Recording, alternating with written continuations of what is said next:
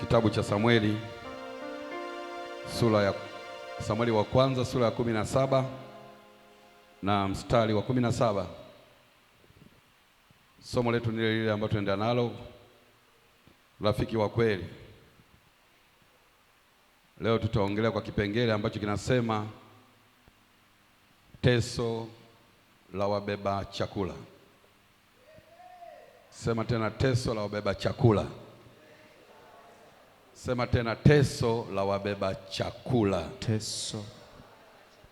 Kitabu cha waraka wa kwanza wa Samueli wa kwanza sura ya 17 na mstari wa 17 tutasoma pale, alafu tuendelea mbele kidogo. Amen. Lakini kichwa cha somo la leo kinasema ni teso la wabeba nini? Chakula. Chakula. Karibu msomaji. Amen. Samueli wa kwanza sura ya 17 mstari wa 17. Ndiyo. Neno la Bwana linasema. Yes. Ndipo Yese akamwambia Daudi mwanaye. Haya sasa, wachukulie ndugu zako efa ya bisi.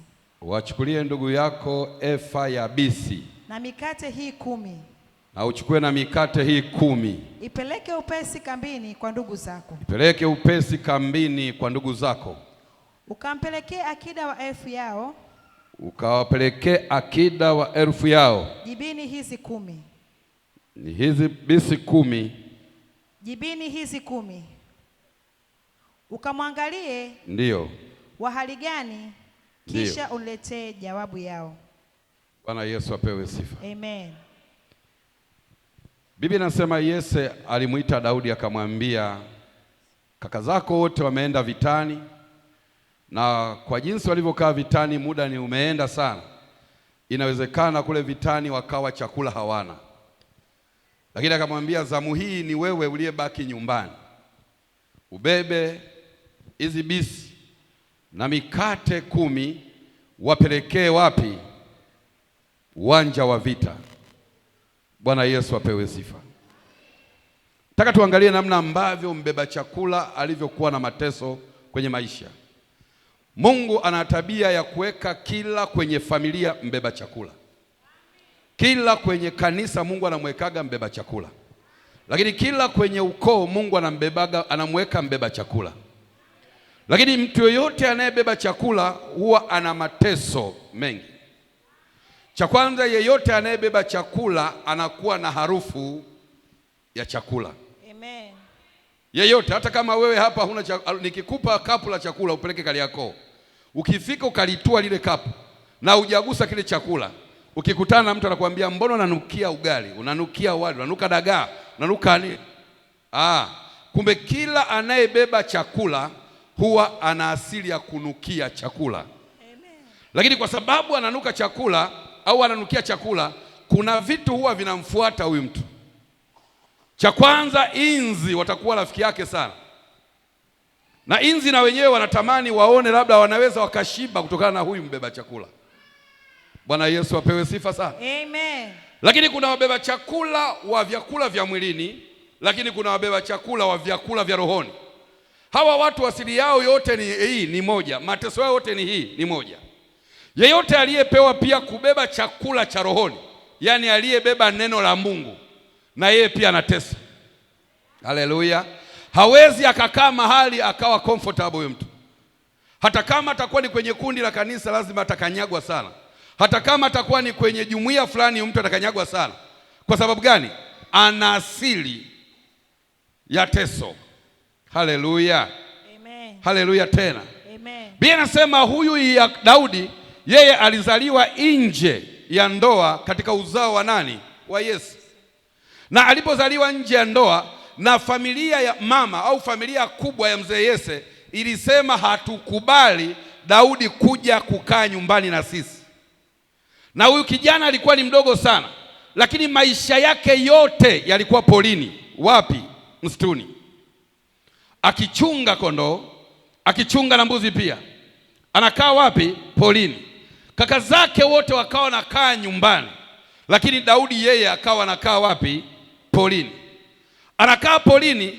Hawa wanaokaa nyumbani hawajui kwamba aliyeko polini ndiye Mungu amewapa kama mbeba chakula wao. Oh, haleluya. Haleluya sana. Haleluya sana. Biblia inasema Yesu akamuita akamwambia, majira haya ni wakati wako wewe Daudi kupeleka chakula wapi? Kwenye uwanja wa vita. Biblia inasema akampa hizo bisi, akaziweka kwenye mfuko, halafu akachukua na mikate 10. Na akawa anajua Daudi kwamba vita inapiganwa kwenye hilo bonde. Na alipokuwa anaenda na hivyo vyakula, akafika mpaka kwenye hilo bonde. Lakini cha ajabu, Biblia inasema Daudi amefika kwenye hilo bonde, hajaona ndugu zake. Haleluya. Hajawaona ndugu kwenye hilo bonde, na anajua vita inapiganwa hapa. Amefika pale na yeye anawaita kina Eliabu, anawaita mko wapi? Na wao wanaitika kwa mbali wakiwa vichakani. Amen. Haleluya. Daudi alikuwa vichakani. Akatoka kwa sababu ni mbeba chakula, anapeleka chakula, waliomsababisha akae vichakani. Na yeye anafika mahali pa kuwapa chakula, na yeye akawakuta wako vichakani. Na yeye akawakuta wako vichakani. Na Daudi akaendelea kupiga kelele akasema, "Brother, kaka, mko wapi?" Wanamwambia, "Usiseme kwa sauti kuu. Ongea taratibu kwa sababu hapo ulipo katika hatari. Huyo mtu anaitwa Goliati mwana wa Gati. Huyo mtu ni hodari wa vita tangu utoto wake." Daudi anasema, huyo ni Mfilisti asiyetahiriwa. Nilipokuwa niko vichakani, mimi kazi yangu ilikuwa ni kuua simba na kuua dubu kwa ajili ya watu kama wenye desturi ya Goliati. Amen. Kwa hiyo mbeba chakula akaanza kuwaita ndugu zake, wakatoka kwenye vichaka, wakasogea mahali alipo mbeba chakula. Amen. Wanamwambia, "Vipi?" Sauli anaambiwa na Daudi, "Nataka leo kichwa chake, mwili wake uwe mizoga, uliwe na ndege wa hayawani wa mwituni." Anamwambia, "Lakini kichwa chake mimi nitabeba nipeleke wapi? Mjini." Sauli anamwambia, "Wewe ni mdogo sana, halafu hujavaa mavazi ya vita." Yeye anamwambia, "Mzee, achana na mavazi ya vita. Wakati Samueli ananipaka mafuta, alinipaka mafuta niwe mkuu, sio mdogo." Haleluya, haleluya, haleluya. Amen. Sikia nikwambie kitu cha ajabu sana ambacho watu wengi walikuwa wanalaumu wengi sana. Hata wachungaji wengi tulikuwa wanalaumu. Tunasema hivi ni kwa nini Samueli amuite Daudi aje pale, halafu amwekee mafuta? Baada ya kumwekea mafuta ilikuwa pale Daudi alitakiwa aanze kuwa nani? Mfalme. Lakini watu wa nyumbani mwake wakamwambia rudi wapi? Polini, kwamba mbuzi na kondoo wataliwa na simba na dubu. Tafsiri yake ni kwamba Mungu aliona kulikuwa na kozi ambayo Daudi hajamaliza, na hii kozi anatakiwa amue simba, amue dubu, ndio ahitimu. Amen. Haleluya. Amen. Hata wewe kuna mahali ambapo unaona kabisa wewe ni mkuu kwenye familia, lakini kuna mahali hawakuheshimu kama wewe. Nataka niongee kama kuhani wa madhabahu hii kwamba wewe kuna kozi unaimaliza, na mwisho wa hii kozi ukimaliza leo, watajua kumbe ukoo wa kina Mdoe mbeba chakula wetu ni Jeni, mbeba chakula wetu ni Yakobo, mbeba chakula wetu ni Hosea, mbeba chakula wetu ni huyu, kwa sababu utakuwa unaibuka na ushindi usio wa kawaida. Amen. Haleluya, haleluya. Amen. Kila aliyembeba chakula huwa ana majina ya kuzihaki. Yeyote aliyembeba chakula kwenye familia wanatafutaga jina wampe. Haleluya. Na mimi nikwambie, kama uko kanisani hapa hujapewa jina lolote feki, bado huna ulichobeba. Haleluya, haijatosha. Unatakiwa waseme yule dada ni kihelehele pale kanisani, anajifanya yeye badala ya askofu ni yeye. Yule mzee wa kanisa ni mnoko yule. Ukishaona unaitwa mnoko tujue yes, kuna jambo limetokea ulimwengu wa roho.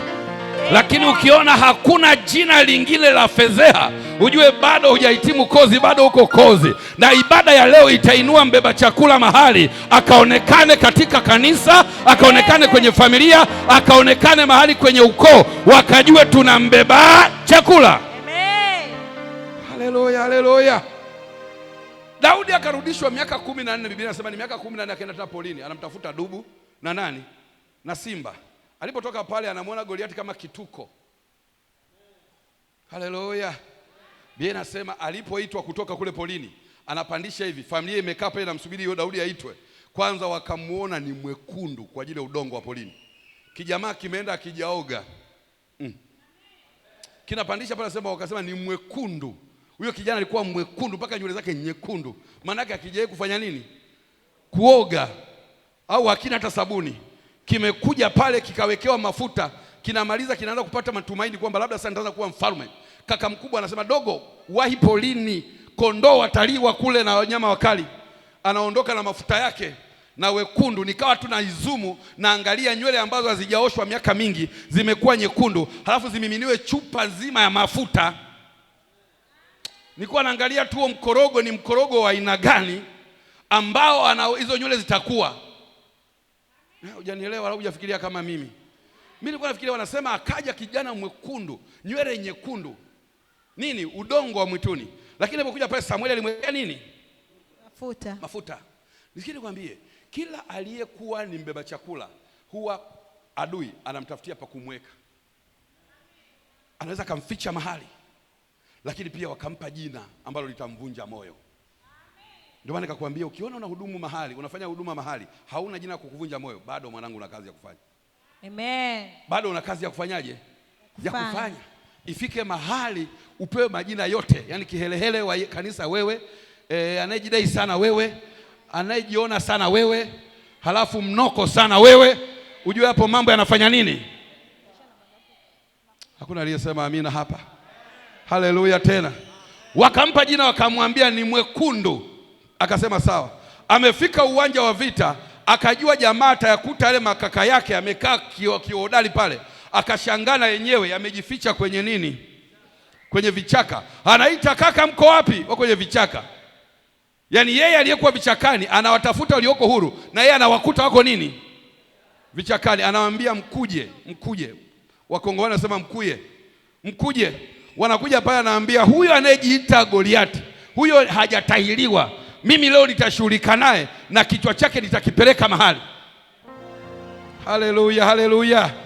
Biblia inasema Sauli akamwambia, dogo, kwanza chukua mavazi ili angalau uonekane, uone kama muonekano angalau. Daudi naye akataka kuingia mkenge, akafanyaje? Akavana nakuta buti hilo huko la mzee Sauli. Akamwambia, mzee, nashindwa kukimbia na ile buti, toa mibuti yako. Toa migwanda yako. Haleluya. Akawa anamtafuta rafiki wa kweli. Msema rafiki wa kweli. Anamtafuta rafiki wa kweli. Biblia inasema wakati huo Goliati ameshamuona anakuja nani? Anakuja Daudi. Goliati naye akawa anashuka kwa madaha yake anavyoshukaga kwenye uwanja wa vita. Halafu mbele amesimama mtu mshika upinde. Anasema ule upinde ni mrefu kwanza, mita 8. Maana yake ni kama pale juu ya bati napoishia. Ndio huyo mtu katangulia mbele ya Goliati. Ametangulia pale. Wanamkaribia Daudi. Biblia inasema palikuwa na kijito cha Kishoni. Wanakaribiana hivi, mbele yake kuna kijito cha nini? Cha Kishoni. Badala hata Daudi aanze kurusha ngumi au aweke hata mkwala, Biblia inasema hakuweka mkwala. Daudi akaingia kwenye kile kijito, akaanza kutafuta. Wanatafuta vile Israeli wameshakimbia tayari, wanasema huyu mtoto anafia kwenye maji. Huo mkuki wa Sauli ukitupwa anafia kwenye nini? Kwenye maji. Biblia inasema kumbe Daudi ndani ya kile kijito alikuwa anatafuta mawe laini. Amen. Ningekuwa ni mimi mdoe, ningetafuta mawe yenye ncha gume, likimpiga mtu kama limchane. Lakini cha kushangaza anasema Daudi alikuwa anatafuta jiwe laini. La nini sasa? Hilo laini hata ukisugulia magaga alitoki. Amen. Jitu linalokuja ni jitu la vita. Mimi ningetafuta jiwe ambalo nikilivurungisha likimtandika mali mchune angalau. Lakini yeye akachukua jiwe lililo laini na akachukua hayo matano. Haleluya. Amen. Alipochukua ile matano, likarushwa hilo moja la kwanza. Liporushwa ile moja lilimpita ule mshika mkuki, alikimbia mpaka akasahau kwamba ni mlinzi wa Goliati. Hujanielewa bado? Amen. Nataka nikutamkie usiku wa leo, kuna watu wao wanapeana support kwa ajili ya kuharibu maisha yako. Amen. Kuna jiwe litarushwa kwenye ibada ya leo. Yes. Watakimbiana mpaka watapoteana leo. Amen. Nasema kuna jiwe litarushwa kwenye ibada ya leo. Watapoteana mpaka watakimbiana leo. Hakuna atakayemuona mwenzake, maana Bwana anaenda kuachilia neema juu ya mtu aliyebeba chakula. Haleluya. Amen. Biblia inasema yule jamaa alipompita jiwe hapa, akatupa ule mkuki mbio. Hakuonekana. Haleluya. Lile jiwe likampata Goliati wapi? Kwenye paji la uso. Goliati akaanguka chini. Ameanguka chini Goliati akafa. Daudi akaenda pale akachinja kwenye lile libicho. Haleluya. Ndio akashika sikio la Goliati, anatembea nalo wapi? Anaenda nalo pale. Anaanza kushika lile kichwa. Mzee Sauli naye akaja akamwambia, safi sana dogo. Safi sana dogo, safi sana. Yaani umefanya visafi sana wana. Mzee ana Daudi hataki kuliachia lile bicho.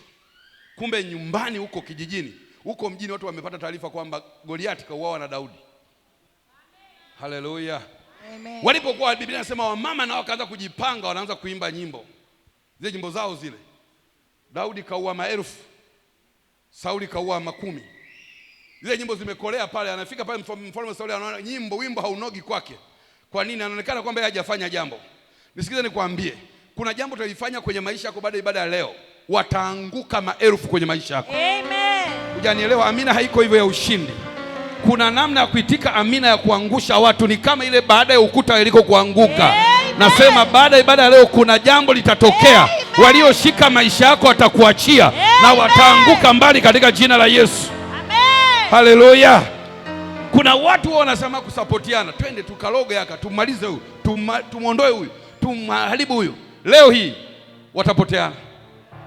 Haleluya. Na kila aliyembeba chakula lazima awe na maneno ya kuzushiwa. Hujasema amina tena. Kila aliyembeba chakula huwa anapewaga maneno ya kuzushiwa. Lazima uzushiwe. Hata kama jambo hujafanya linakuja tu neno kwacha. Nasikia huyu huyu linakuja neno la kukufanyaje, la kukurudisha nyuma. Lakini mimi nataka nikutie moyo mchana wa leo. Hata kama wamekusanyika maelfu wakaleta maneno yao, ili mradi neno halikuhusu, moyo wako usizimie. Wewe ndio mbeba chakula yao. Wewe ndio mbeba ukuu wao. Hata kama wamekuja maelfu hawatakuweza tena, maana Mungu amekusimamisha kwenye hiyo familia kwa kusudi maalum. Leo wanaweza kukuona wa kawaida umepausha, lakini nataka nikwambie Mungu hajakuacha. Biblia inasema alipowekwa mafuta ameenda polini, bado Mungu alikuwa pamoja naye. Amerudi ameenda kwenye uwanja wa vita, bado Mungu amekuwa pamoja naye. Amemuua Goliati, bado Mungu pamoja naye. Ameenda kakaa katika kiti cha kifarume, Mungu amekuwa pamoja naye. Hata wewe leo kuna mahali Mungu anakupeleka. Haya yote unayopitia nataka nitamke Mungu bado yuko pamoja na wewe. Sema amina katika jina la Yesu. Haleluya, haleluya. Amen. Kila anayebeba chakula huwa anapewa maneno ya kuzushiwa. Na mimi napenda sana hayo. Lakini Biblia inasema dhamira zetu zisipotuhukumu tunao ujasiri mbele yake. Kwa hiyo ukikuta watu wanakuzushia sana, ujue tu kimetiki huko. Ni vile tu haijaonekana kwenye ulimwengu huu wa kawaida, lakini huko kimeitika tayari. Sasa wewe unatakiwa ujifurahie kwamba yes, wanasema hivi. Ndio maana nakwambia kitu, ukiwa mtumishi haujapata jina baya la utumishi, hujatoboa. Ungejua maombi yangu wewe, maombi yangu nataka niitwe mchawi mkubwa wa eneo hili. Hujanielewa? Hujasema amina. Maombi yangu nataka nikwambie, nikwambie kitu cha ajabu sana. Watu wote waliofanikiwa kwenye huduma wanaitwa wachawi. Nikwambie jingine tena, ambao wote hawajafanikiwa wanaitwa hawana chochote. Sasa ni wewe utachagua mwenyewe, ukachague nyumbani kwako. Amen. Utachagua lipi? Haleluya. Wote walioinuliwa kwenye utajiri, kwenye mema mbele utajiri, wana majina mabaya magumu waliopewa mpaka na ndugu yao. Lakini wale wasiokuwa na majina hawana tamia. Sasa utaenda nyumbani kwako, utachagua kati ya hayo. Amen. Kama upewe mijina mibaya au upewe jina zuri. Haleluya tena. Amen. Biblia inasema wakamuita nani? Wakamuita mwekundu. Kijana akasema poa tu, iko siku mtaniita mweupe. Wameshangaa siku kiko kwenye kiti cha ufarume chenyewe kimeng'aa kidaudi kiko hapa. Kwa nini? Hata wewe leo inawezekana wako wanasema hatoboi, haendi. Mimi naongea kama kuhani hapa na mbingu ziko wazi. Leo watakuachia, wapende wasipende watakuachia tu. Nasema wapende wasipende kuachia tu. Inawezekana wamekuweka kwenye vichaka, wamekuweka polini. Yaani huko Dar es Salaam akiwa anakuhesabia huko polini, leo utatoka katika jina la Yesu. Sema amina kubwa katika jina la Yesu. Nasema leo utatoka iwewe katika jina la Yesu. Kila anayepewa kubeba chakula, Biblia inasema amepewa teso. Mungu alipoona Babeli ina mateso ya uasi, akaandaa watu hawa. Watu wangapi? 4. Akaandaa vijana wa Kiyahudi, akajua hawa wamejaa chakula cha Bwana, hawa wamejaa neno la Mungu. Biblia inasema akawapeleka hapo Babeli. alipowapeleka Babeli, cha kwanza eti ikulu wakajua kwamba kuna Wayahudi wameingia wapi? Kwenye mji wao. Walipoingia tu pale, ukisoma kwenye kile kitabu cha Danieli sura ya kwanza mstari wa 4, anasema, hebu nisomea haraka Danieli sura 7, Danieli 1:7. Soma haraka pale, uone kitu cha ajabu pale. Danieli 1:7. Amen. Danieli sura ya kwanza mstari wa 7. Mstari wa 7. Ndio. Neno la Bwana linasema. Neno la Bwana linasema, mkuu wa matowashi akawapa majina. Mkuu wa matowashi alipoona wameingia akawapa majina. Nimekwambia hivi, hauwezi ukafanikiwa mahali kama una jina feki. Amen. Hujanielewa watu wa Mungu. Huwezi ukapenya mahali. Yaani mwalimu Ibra, kama unaitwa tu mwalimu Ibra, imekula kwako. Inatakiwa uitwe yule mwalimu mnoko. Yule mwalimu anayejidai. Yule mwalimu ambaye anajiona sana. Ujue tu hapa kimefanyaje? Mmoja kanuna akasema, sasa majina gani hayo? Ndio hayo sasa. Hakuna aliyeinuka kama hana jina baya. Yes. Sema amina mahali pale. Amen. Soma mwanangu pale. Danieli 1 mstari wa 7. Neno la Bwana linasema. Ndio. Mkuu wa matowashi akawapa majina. Mkuu wa matowashi akawapa majina. Alimwita Danieli Belshaza. Akamwita Danieli Shaza. Na Hanania akamwita Shadraka. Na Anania akamwita Shedraka. Na Mishaeli akamwita Meshak. Na Mishaeli naye akamwita Meshaki. Na Azaria akamwita Abednego. Na Azaria naye akamwita Abednego. Amen. Mstari wa 8. Tosha huo. Amen. Hawa vijana pale wote wakapewa majina feki. Walipopewa majina feki, halafu wakaandaliwa nini? Chakula. Ili kuyafuta yale majina. Ningekaa mtu mmoja hapa ningesema amen. Amen. Ningemshangilia Yesu mahali. Amen. Nisikie nikwambie, huo ulimwengu wa giza wakitaka kukuharibia maisha, cha kwanza wanahakikisha wanakubadilishia jina. Kunakuwa na ugomvi kati ya wazazi kwa ajili ya jina la mtoto. Yaani inaweza kama baba akagoma kabisa akasema jina la mwanangu aitwe fulani. Mama na yeye unasema jina la mwanangu aitwe fulani. Lakini kanakuja kabibi sasa kenyewe kanasema aitwe fulani. Lakini kanakuja kababu kanasema na yeye aitwe fulani. Lakini kamjomba na kenyewe kamechomoka anasema mwanangu aitwe. Halafu unaona nani mwenye nguvu kati ya pale? Acha nikueleze kitu. Atakaye kuwa na nguvu mahali pale ni atakaye kuja na chakula. Amen. Amina, ieleweka pale. Katika hao walioleta majina, atakaye kuja na chakula ndiye anayepata nguvu na jina lake linashikwa. Linachukuliwa hilo. Na ndio maana nikasema ukiona mtu yoyote kwa mahali alipo ana majina haya, maisha yake yameharibiwa. Kule nyuma hataki kusema amina, sawa tu. Si ndio mna majina mawili nyie? Leo lazima moja tuliache twende na moja. Amen. Nasema moja lazima tuliache twende na moja. Amen. Nasema leo lazima tuliache moja twende na moja. Haleluya. Wewe ukiona si unaitwa mara Mariamu.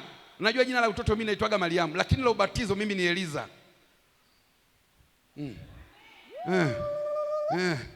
Wananiitaga kule Mdoe, lakini la ubatizo naitwa James. Haleluya. Ujue hapo kuna mavita uko wapi? Wanapambana, wanaondoa ile neema. Kwa sababu ukuu wa mtu umejazwa kwenye jina. Kwa sababu heshima ya mtu imejazwa kwenye jina. Na ndio maana mtu yote ukitaka kuzaa, Mungu anakuletea vitu viwili vitatu. Cha kwanza, Mungu anaweza kuletea, ukiwa mwanamke akiwa mjamzito, anaweza kumletea vitu vinavyomzunguka vya kumpa mtoto jina. Amina, haijatosha pale. Amen. Yaani Mungu anaweza akaleta mauzui ya kusababisha upate jina la mtoto. Haleluya. Na ndio maana wale wasioamini unasikia tu, yaani kwa kweli tangu nimepata hili tumbo nimeonewa mimi. Kweli mwanangu akizaliwa ataitwa si watu. Mwingine anasema wa kiume anasema mwanangu ataitwa si kitu. Mwanangu ataitwa tabu. Hivyo wanamweka jina kutokana na yale mazingira ili apate jina. Haleluya, haleluya. Amen. Haleluya, haleluya. Na ndio maana Israeli ilipigana sana vita baada ya Rebeka kuwa na ujauzito. Rebeka alipokuwa na ujauzito, amembeba Yakobo na Esau, si ndio? Israeli vita vikapigana sana.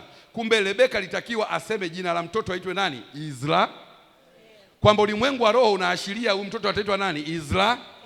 Lakini Rebeka alipozaa, wakuu wale wanaume wa upande wa mume wake wakaja akasema aitwe Yakobo. Kumbe ulimwengu wa roho unamjua kwa package iliyowekwa ndani yake, unamjua kama Israeli. Amen. Na ndio maana malaika wanakuja wanapambana naye mieleka. Malaika anamwambia mimi nimekuja tu kuliondoa jina nani? La Yakobo. Kwa sababu lina mikosi, lina nuksi, lina taabu. Ninakuletea jina jipya, utaitwa Israeli. Amen. Hili ndio linalojulikana wapi? Mbinguni. Na mimi nataka niongee mchana leo, yeyote mwenye jina linalojulikana mbinguni likampe mpenyo wa maisha kwa jina la Yesu. Amen. Yako maisha yamefungwa na hivyo vitu. Unaweza kushangaa unapata magonjwa, unashambuliwa na mashetani. Kisa tukumbe kwa nini? Bibi aliyekupa jina, babu aliyekupa jina ndio mwenye hilo jina. Ikifikia umri huo lazima ugonjwa uliomuua babu yako na wewe ukufuate ugonjwa. Una hiyo tabia. Ubarikiwe shemasi. Unashangaa kabisa kuna ugonjwa fulani kweli unawauaga watu, lakini yule wenye lile jina ikifika majira ule ugonjwa, mapepo yanakuvamia tu kwa sababu mwenye hilo jina unaotembea nalo ndio huyo kingunge ngombali. Sio kasema Mwiru. Sema amina katika jina la Yesu. Sema tena amen katika jina la Yesu. Amen. Nataka leo yeyote aliyekuweka iwe kwenye jina likuachie kwa moto na kwa Roho Mtakatifu. Amen. Yeyote aliyekuweka mahali, iwe ni porini, iwe ni mahali pa mateso, iwe ni gizani, pakuachie katika jina la Yesu. Maana wewe ni mbeba chakula wa familia, wewe ndiye nguzo ya familia, wewe ndiye jawabu la familia. Amen. Wewe ndiye mshindi wa kanisa la Yesu, lango la uzima. Amen. Haleluya. Watabia wanakuweka mahali ili usitoke hapo. Lakini ibada hii ya leo iwe iwevyo, nasema utatoka tu. Amen. Sema amina katika jina la Yesu. Amen. Pia nasema kwenye Danieli 3, mfalme akaona sasa majamaa bado nimeyabadilishia majina, lakini bado hataki kutii. Akaitisha mbiu kwamba akatengeneza mungu wake aabudiwe yeye. Majamaa pia yakakataa, yakasema mimi Mungu wangu ni Mungu aliye hai. Haleluya. Haleluya. Hivi nikwambie kwa nini walokole wengi tunapigwa na nguvu za giza? Tuko hivi wanangu. Walokole wengi tuko hivi. Tunatambika sisi, usituone hapa. Kacheka tu mchungaji Robert. Walokole wengi yani. Unasikia tu kuna mchango. Kule kwetu tunaita fika, sijui kwenu mnaitaje. Yani vyakula vya familia vya ukoo. Halafu unapigiwa simu kwa Dar es Salaam, unaambiwa na wewe uchange. Wenzako wote wanatoa. Alafu unasema mimi siende, lakini nimechanga tu 20 yao. Kumbe ulipotoa 20 umeconnectiwa. Umeunganishwa. Halafu ukija hapo unajifanya napiga majeshi ya babu wakati unayabudu. Hakuna taamina hapa. Amen. Yaani wewe unapambana na majeshi ya babu, ukija hapa unajifanya majeshi na yapasua na yaharibu na yakata vichwa, majeshi ya babu, majini ya babu, misukule, mizimu ya babu unaipiga wakati umechanga. Unajifanyaga tu mimi huwa siendagi. Lakini mimi nimetupa mchango. Mwanangu, imekula kwako. Leo hii tunakata kama kwa kisu, kama kwa upanga, kila kitu kitawanyike. Ubaki na jina la baraka, ubaki uitwa mbeba chakula, ili ukasaidie familia, ukasaidie ukoo. Lakini lazima wakuachie katika jina la Yesu Kristo wa Nazareti. Amen. Haleluya, haleluya. Hey, niwapage ile issue yangu moja. Naipendaga nikifikia hivi nasema angefanikiwa yule mtu ingekuwa shughuli. Lakini Yesu ni mwaminifu sana. Unajua mimi nilipozaliwa bwana, nimezaliwa huko kwa upande wa mama zangu. Nilipozaliwa tu papa, akaja shangazi yangu mmoja. Alipokuja papa akasema nipeni mtoto. Mimi nilikuja kumchukua mtoto nataka nikambatize. Kwani jambo baya hilo? Nzuri. Na wakati huo mama yetu ashafariki sasa, akasema nataka nikambatize. Wale mama zangu wadogo wakubwa, jambo zuri kabisa hilo. Kaja na jina lake. Lakini hao tangu mwanzo wana taarifa kwamba huyo mtoto akizaliwa aitwe Mdoe. Hujaelewa hicho? Alafu kaja na swaga anasema nataka akabatizwe. Kama vile sawa. Amen. Alafu nikabebwa mimi.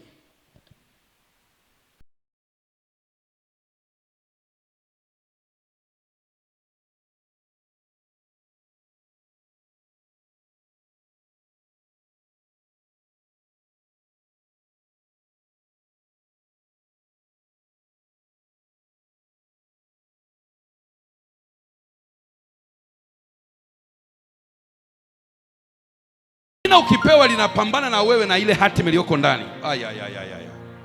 Biblia inasema walipomletea yule Simoni wa Petro Simoni wa Yohana walipomletea Yesu, akamwangalia juu chini, akamwangalia, alafu akamwambia, wewe sio Simoni wa Petro, jina lako wewe ni Kefa, au jiwe au mwamba, na juu ya mwamba huu nitalijenga kanisa langu, wala milango ya kuzimu haitalishinda.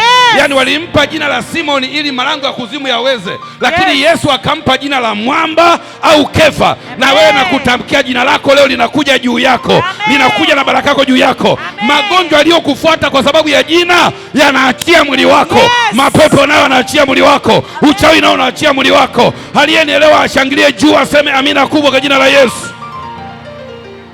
Haleluya. Tunataabika kwa ajili ya hiyo. Nimekuwa kidogo, babu akaja akanichukua, aliyetaka niitwe mdoe. Anakuja pale, anasema hapana, huyu anaitwa mdoe. Vikakinzana sasa. Halafu huyu aliyenibatiza alinipeka mpaka nyumbani. Akaja akamtambulisha babu, akamwambia huyu anaitwa James. Babu akamwambia hapana, aitwe mdoe. Wanashindana sasa. Unajua mambo ya rohoni vinang'atana hapo.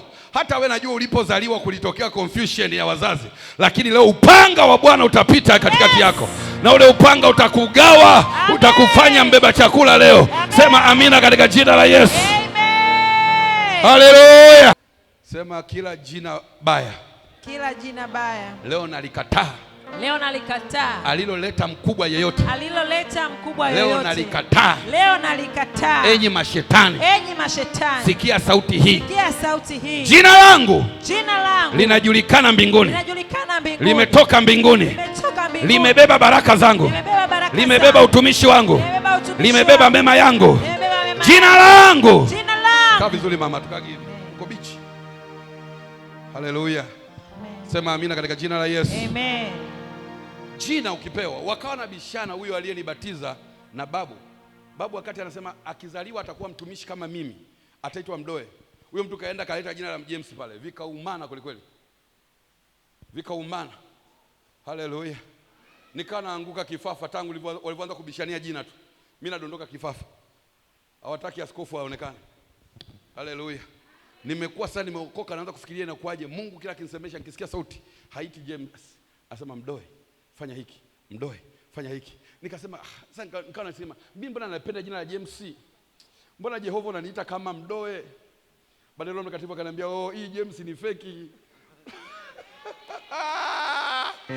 Sema amina katika jina la Yesu. Amen. Akasema hii ni feki mwanangu, riri inayoitwa mbinguni ni mdoe iliyoandikwa. Aisee, mimi ukiniuliza naitwa nani nakwambia mimi naitwa mdoe. Ukifufudua mwenyewe ukatafuta James sawa tu, siwezi kukataza, lakini na kujitambulisha kama nani, najua ndio shehena yote ya kimbingu imejaa humo. Amen. Hata wewe kuna jina ambalo limekwepeshwa kwako, hilo jina leo linaenda kukurudia. Nasema utaenda tena mahakamani, utaapa leo. Amen. Utasema nataka leo niitwe jina lile ambalo limebeba neema ya kimungu, ambalo halina mapepo ndani yake, halina mashetani ndani yake, halina taabu ndani yake. Aliyenielewa na ashangilie Bwana, aseme amen. Amen. Tumoja tulikuwa nasali naye mahali, mke wake amepata tuje uzito, mama yake akapiga simu, yuko Bukoba, akasema nataka mtoto akizaliwa tumniite, siku anazaliwa mniite. Wakasema sawa. Sasa yule mama alipopata mimba, kila siku anamuota mama mkwe. Akasema huyu la tumwambii ngo. Hatumwambii. Mimi kila siku namuota yeye tu, mara akashika kisu, mara ananikimbiza, mara akashika bunduki mama mkwe. Huyu simwambii ngo. Siku hiyo amepata uchungu. Wanamtia kwenye gari. Mama yuko airport anapiga simu. Sitaki kutaja jina, wengine wanamjua huyo jamaa. Nasema niko hapa airport ndio nimetoa na ndege sasa hivi, mje mnichukue. Akasema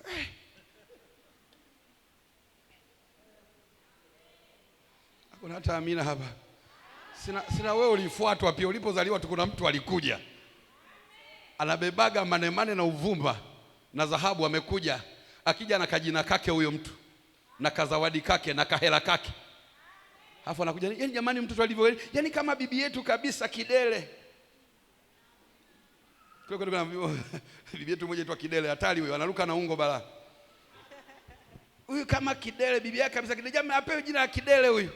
Halafu anatoa kanga, halafu anatoa na hela, halafu unasema jamani anapendwa. haya mwanangu, chukua. Anamchukua na akamtemea mate, mara akamwambia wote aitwa kidele. Mapepo yote, mizimu yote, uchawi wote, uganga wote. Kwa nini leo usiseme nakataa? Yes. Kwa jina la Yesu. Amen. Kila jina lililoleta mateso, amen, kwenye maisha yangu leo nalipinga, yes, nalikataa, halitafanikiwa tena. Sema amina inayofika kule mbali. Amen. Haleluya. Biblia inasema wakasema wachukuliao vijana ingizeni kwenye tanuru.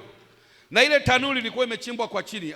Nebukadreza akachukuliwa wa kwanza Shedraki kwenye tanuru, akashuka.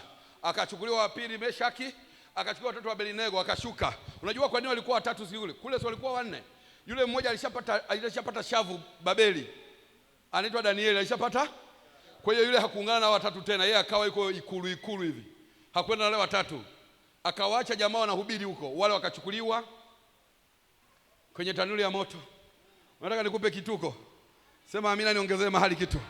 Biblia inasema kwanza wakawekwa siku ile, wakaungua. Ile tanuru ilikuwa imekokewa moto mara 7. Walipowekwa mle ndani wanaungua, anasema Nebukadneza akabidi aende asubuhi na mapema. Asubuhi na mapema akavaa glasi zake zile darubini. Akafika akamulika. Anasema alivyomulika akakuta wameongezeka. Hakuna mtu aliyenielewa hapa. Mzee anaangalia ndani ya maji ya moto, anakuta wameongezeka. Biblia inasema akawakimbia haraka Nebukadneza, akawaita maliwali, manaibu na mawaziri na maamiri, akamwambia sikilizeni, tumetupa watu wangapi? Wakamwambia mzee 3. Anasema hapana, mimi nimeota kwenye tanuru mle wako wangapi? Hebu na wewe chukua hii miwani angalia. Na wao wanazumu. Anasema mzee ni kweli, lakini wanatembea kama wanaimba pambio. Lakini aliyekuwa katikati ni kama mwana wa miungu. Wanamzunguka hivi, wanamsifia. Wanamzunguka na msifia. Wanamzunguka na msifia. Anasema yeye kakaa. Wanauliza mzee, mbona hakuna zaa lolote kwenye mili yao? Hata unywele wao haukuungua. Amen. Mavazi yao hayakuungua. Biblia inasema Nebukadneza akafanya kituko. Unajua kituko gani? Halo? Amen. Nani aseme amina niongelee hapa? Amen. Nebukadneza akaenda kwenye tanuru ya moto, akaita akasema, ewe Meshaki, ewe Shedraki, ewe Abednego, toka huku nje. Amen. Abina hajatosha kule nyuma siasa. Amen. Kaachwa nani pale?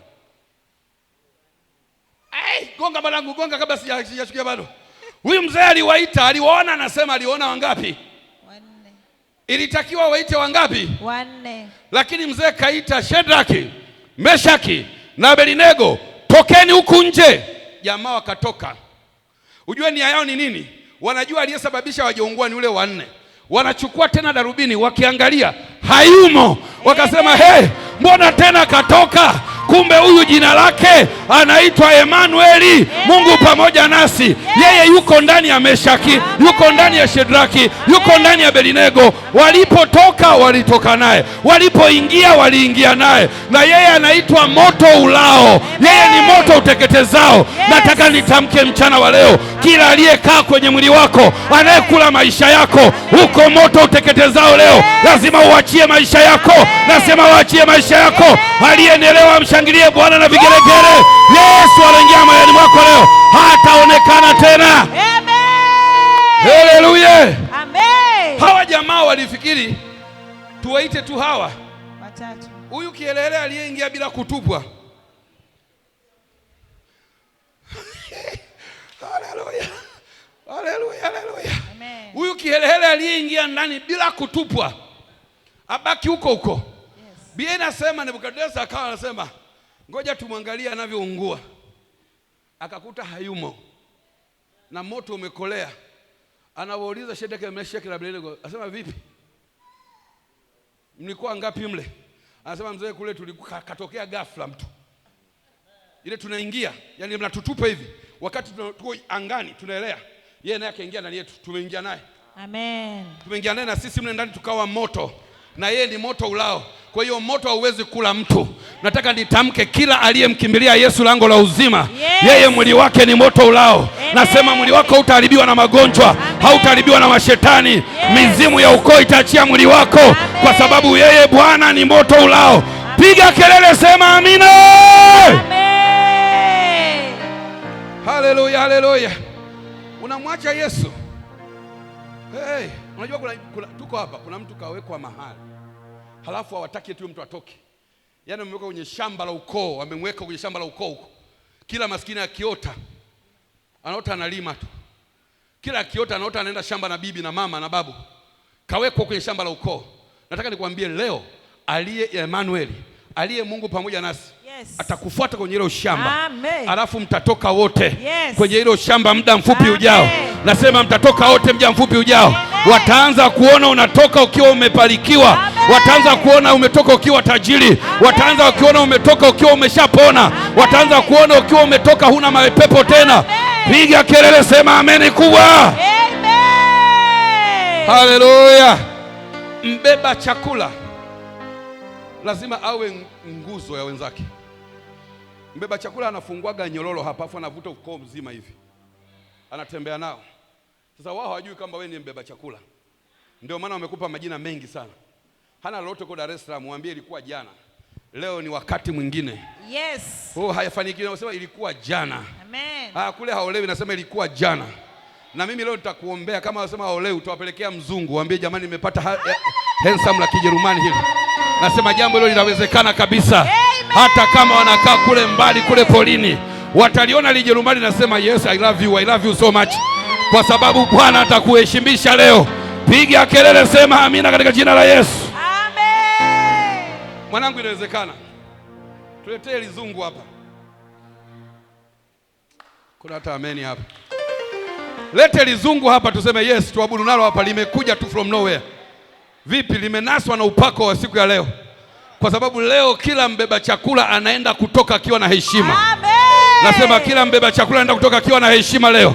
Wamekudharau ilikuwa ni jana, leo wataona mtu mkubwa amesimama mbele yao. Nasema hawatakufa njaa tena, maana mbeba chakula ameheshimishwa na Bwana. Yes.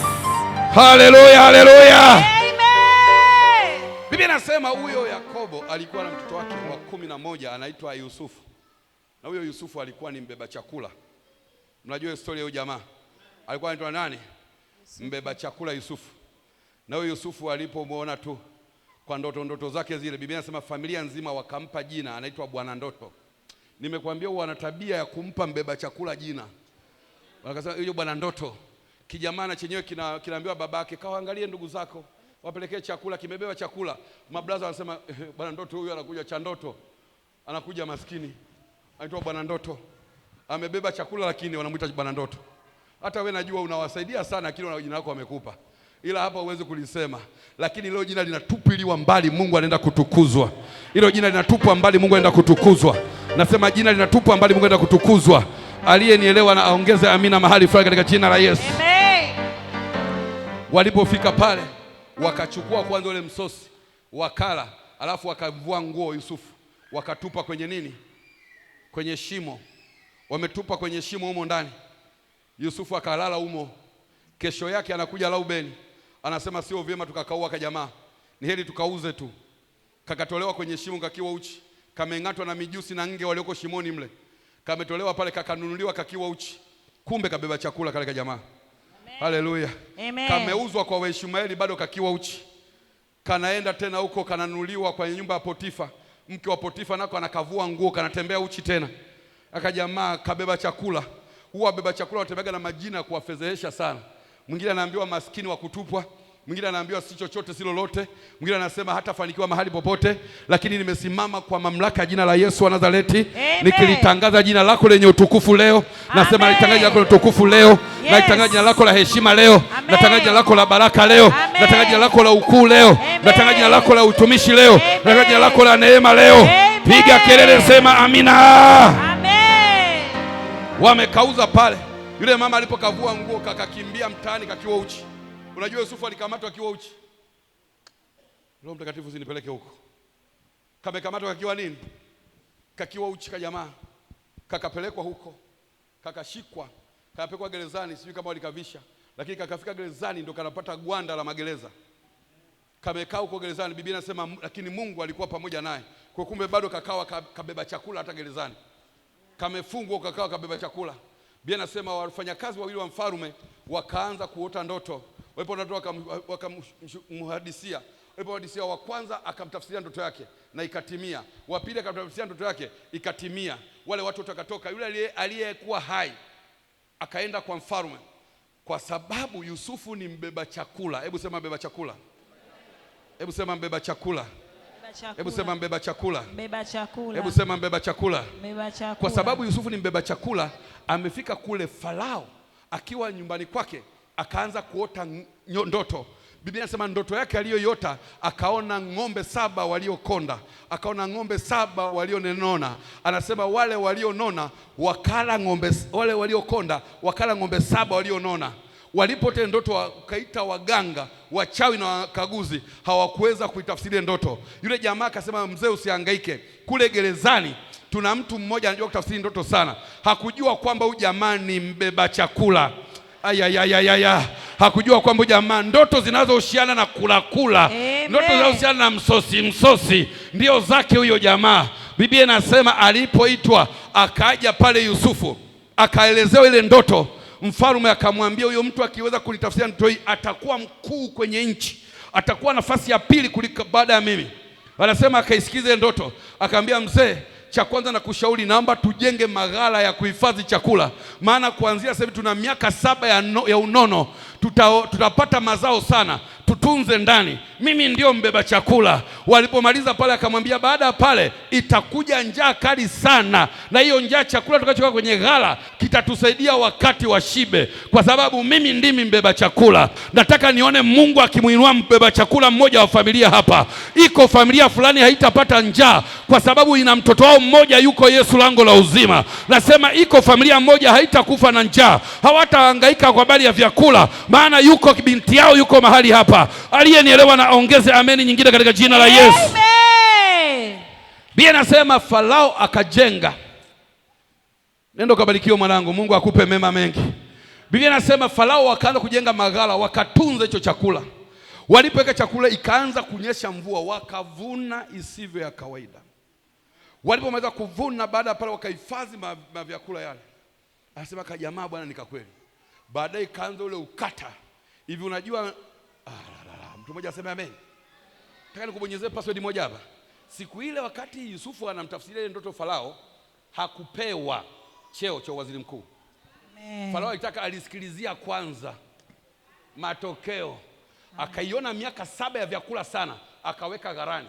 Ameweka gharani mwaka wa 8 ikaanza jua kali na njaa kali. Alafu alipoanza jua kali mwaka wa ule wa 9 akasema aitwe. Amen. Amen. Akasema aitwe huyo. Akasema aitwe. Alipokuja pale akasema kwa ile ndoto ndio yanayotokea. Badala ya mimi leo, mimi ndio mfalme, wewe utakuwa waziri mkuu. Nataka nitangazie mtu mmoja hapa leo. Nataka nimtabirie mtu mmoja kwenye ibada ya leo. Waliokubeza jana, kesho watakuona wewe ni mtu mkubwa mahali. Waliosema hafai, waliosema anatumika tu kwa walokole kwa na kitu, kesho watakuona ni mtu mkubwa mahali. Maana ninaona neema ya Bwana ikikuinua mahali. Ninaona ukuu wa Mungu ikinua mahali. Aliyenielewa apige makofi aseme amen. Haleluya. Ile miaka 7 ya njaa ikakolea. Mwaka wa 3 Yakobo familia inataka kufa. Na wale mablaza waliomtia kwenye shimo wana njaa ya kufa, mtu wamenyoka, wamekonda. Wakasikia taarifa kwamba kuna ghala, kuna magodauni yana vyakula wapi? Misri. Biblia inasema wakaanza kubebana, wanaelekea wapi? Misri. Haleluya. Walipofika pale wana njaa kupita watu wa Misri. Biblia inasema kwanza Yusufu akawaangalia walivyochonga, walivyokonda, akasema jamaa vimetokea wapi hivi? Amevisogelea karibu, akasikiza lafidhi yao. Anasema mbona kama ndugu zangu? Akawaangalia akauliza, mna baba yenu anaitwa nani? Anasema baba yetu sisi ni Yakobo. Akawaita wafanya kazi, njoni wapelekeni msosi kwanza, kawekeni pale ikulu. Wale kwanza kwa sababu mimi ni mbeba chakula, wakale kwanza pale ikulu. Wakabebwa wote, waliomtia shimoni, waliomvua nguo, waliomzihaki, wakaenda wakapiga msosi. Wamepiga msosi mahali pale. Halafu baadaye akamwambia mzee tumeshiba. Akasema mna magunia mangapi? Mimi naitwa mbeba chakula. Akasema mzee, haya hapa. Akawaambia wafanyakazi, wajazieni vyakula vijae. Biblia inasema wakawauliza, mna mdogo wenu mmoja anaitwa Benyamini? Akamwambia yeye ni huyu. Akaulizwa, dogo, una gunia ngapi? Akasema mimi nimekuja na moja tu. Anasema la huyu liwekeni na kilemba. Amen. Jazeni, sindilieni mahindi, weka kishungi. Haleluya. Kwa nini aweke kishungi? Kwa sababu baada ya Yusufu kuzaliwa, akazaliwa Benjamini na Raheli akafa. Kumbe Yusufu yuko Misri, anamkumbuka mdogo wake. Amen. Na mimi nataka nitabirie mtu mmoja hapa, kuna namna anaifikiria familia kwao. Yes. Lakini leo anaenda kuinua hiyo familia. Yes, amen. Kuna namna unafikiria tu familia ya baba yako na mama yako inavyotembea, lakini leo unaenda kuinua. Amen. Hata kama umekaa mbali sana, nasema kwa Mungu hakuna umbali. Amen. Leo utainua hiyo familia. Amen. Nasema itainuka hiyo familia. Amen. Hata kama umekuzalao kiasi gani, familia hiyo itainuka. Amen. Amen. Biblia inasema akawakewa ndani. Akawaambia wale watu, bwana, hayo magunia yasindilieni, katikati wekeni nafasi, pale kwenye nafasi wekeni na hela. Wakawekewa na hela. Hujaniuliza bado gunia la Benjamini? Amen. Hujauliza bado gunia la nani? Aliyezaliwa na Yusufu. Haleluya. Bwana, upendeleo tangu zamani bwana. Jamani, kumbe upendeleo tangu zamani. Jamaa kajaza kote kote. Biblia inasema lile la Yusufu likachukuliwa bakuli la dhahabu. Aende akauzege mwenyewe huko. Likachukuliwa bakuli wa dhahabu na yenyewe ukasindiliwa ndani ya ile gunia. Ana fedha, ana chakula, lakini ana dhahabu kwa sababu amezaliwa naye. Naona watu waliozaliwa na wewe wanaenda kula mema leo. Na waona watu waliozaliwa tumbo moja na wewe wanaenda kula mema leo. Wale waliozaliwa na wewe Mungu anaenda kuwapa mema leo, kwa sababu wapo na mbeba chakula. Sema mimi ni mbeba chakula. Mimi ni mbeba chakula. Sema mimi ni mbeba chakula. Mimi ni mbeba chakula. Sema mimi ni mbeba chakula. Mimi ni mbeba chakula. Benjamini akawekewa na libakuli. Sijajua lina uzito gani lile, lakini la upendeleo likawekwa kwenye mahindi ndani. Lese daba ya doshi. Alafu alipomaliza kumwekea Benjamini, akawaita, jamani, mnataka kuondoka, mnarudi nyumbani, kamwambieni baba yangu mzee Yakobo. Anasema unasemaje? Kamwambieni baba yangu mzee Yakobo niko Misri na mimi ndio waziri mkuu. Wanamwambia, hebu tuambie jina lako wewe.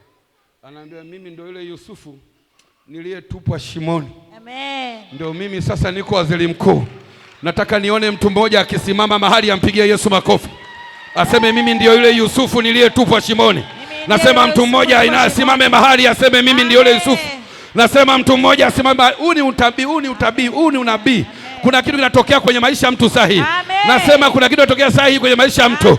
Mtu mmoja aseme mimi ni yule Yusufu waliyenitupa shimoni. Mimi ndiyo waziri mkuu.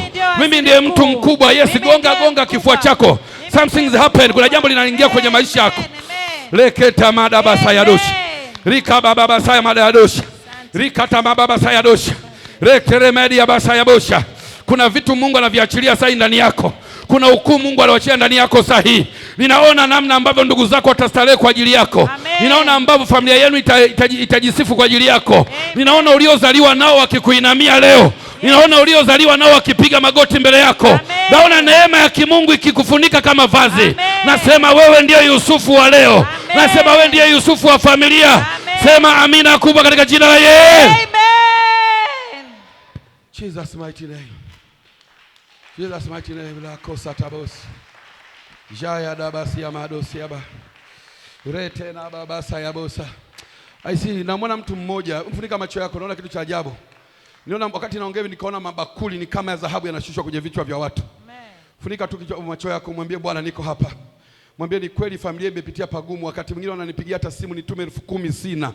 Mwambie wakati mwingine wananiambia nitume hata 20,000 sina. Lakini mimi ndimi.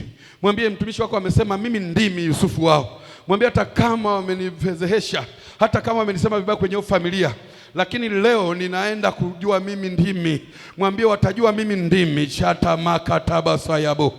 Rikatamada basiada. Inawezekana uko mahali hapa unashangaa kila jambo likitokea kwenye familia wanakupointi wewe. wanakupointi wewe, na wewe unasema hivi, kwa nini wananipointi mimi? Wanakupointi wewe kwa sababu wewe ndiwe Yusufu wao. Acha wakupointi, kwa sababu kila wakimwomba Mungu wanaona picha yako inawatokea. Kila wakimwomba Mungu wanaona picha yako inatokea, na wakati huo wameshakusema, wamekuvua nguo, umetembea ni kama uko uchi kwa watu. Lakini nataka niongee na mtu mmoja hapa. Ninamuona mtu ambaye anaenda kuinuka leo hapa. Ninaona mtu ambaye anaenda kuinuka leo hapa. Ninaona neema ya kimungu ikiinua mtu mmoja hapa. Jesus, Jesus, Jesus, Jesus, Jesus, Jesus. Roho Mtakatifu ukumwacha Yusufu pande zote alipotembea. Roho Mtakatifu ukumwacha Yusufu pande zote alikotembea. Roho Mtakatifu ukumwacha Yusufu pande zote alikotembea. Roho Mtakatifu ananiambia kitu cha ajabu sana hapa. Anaambia Mdoe, kuna watu wawili kwenye ibada. Anaambia watu wawili kwenye ibada. Hawa watu waliomba nguo kwa ndugu zake ya kuvaa, nguo ya kuvaa kwa ndugu yake. Kumbuka hiyo story. Wawili waliomba nguo kwa ndugu yake ya kuvaa. Halafu ile nguo alivyoiomba akairudisha, ikana kamba, ikaleta maneno kwenye familia kubwa. Huyo mtu Mungu ananiambia, Roho Mtakatifu ananiambia hapa, ananiambia Mdoe, naenda kumwinua huyo mtu kwenye hiyo familia ambaye alienda kuomba nguo, lakini ikaleta mateso makubwa kwenye maisha yake. Ikaleta maneno makubwa ya kumfadhaisha, lakini leo neema iko juu yake. Lakini leo mbingu iko juu yake. Kwa hiyo mtu leo ninaona neema, heshima.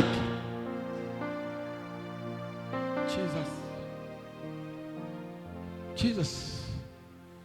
Nyosha tuko lako juu, namuona Mungu akikuona. Roho Mtakatifu ninaongea na lile bakuli, lile bakuli, lile bakuli, lile bakuli, lile bakuli, lile bakuli, bakuli, bakuli, bakuli la dhahabu, bakuli. Nyanyua mikono yako juu mwanangu, acha Mungu akupendelee leo. Naona bakuli, bakuli, bakuli, bakuli. Naona bakuli la dhahabu likiachilia maisha yako.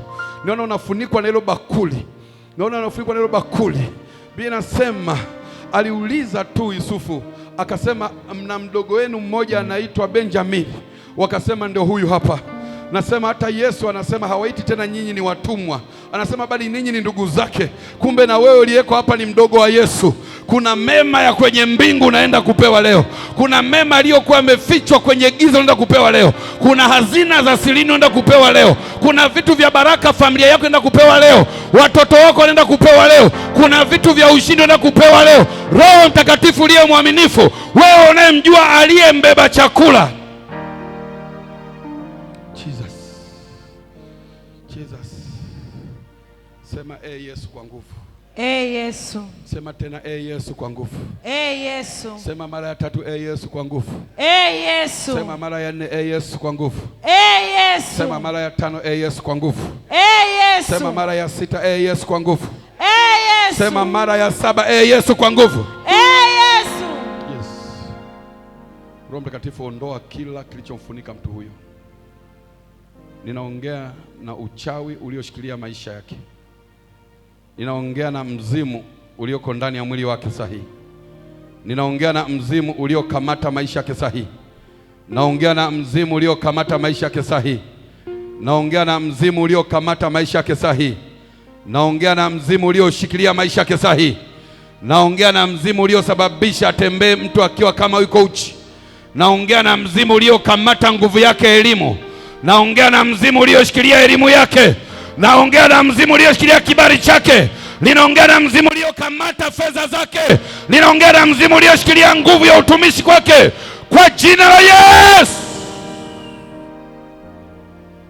Yes. Kila roho ya Freemason inakuachia. Illuminati inakuachia.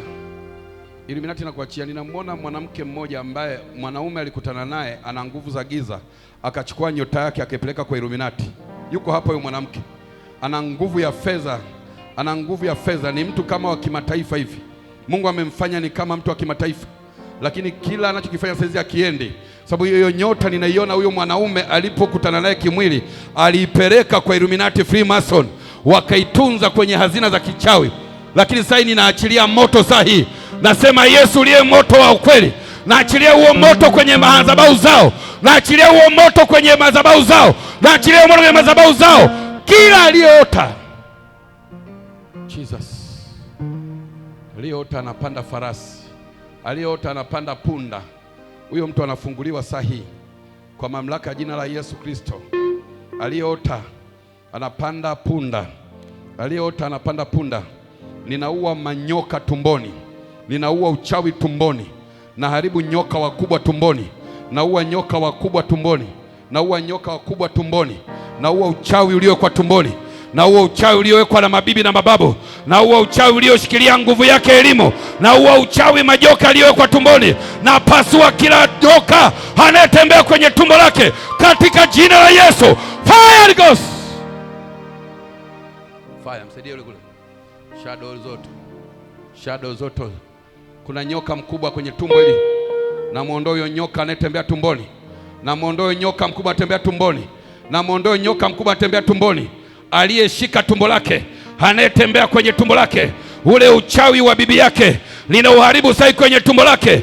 Na haribu uchawi wa bibi yake uliowekwa kwa mazingara, uliowekwa kwenye shirikina. Na achilia moto kwenye tumbo lake. Ninaharibu kila nyoka anayotembea tumboni, waliokamata nyota yake. Pass. Yes. Kwa nini mnakaa kwenye tumbo la binti? Kwa nini mnakaa kwenye tumbo la binti? Kwa nini unakaa kwenye tumbo la binti?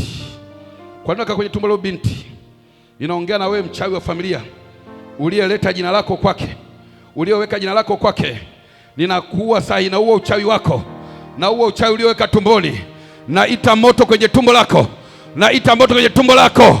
Kila aliyeleta ugonjwa wa mateso, ile mizimu ya ukoo iliyoshikilia nyota yako, iliyoshikilia elimu yako, ile mizimu ya ukoo inaungua moto. Wale walioshikilia nguvu yako wanaungua moto saa hii katika jina la Yesu. Pass.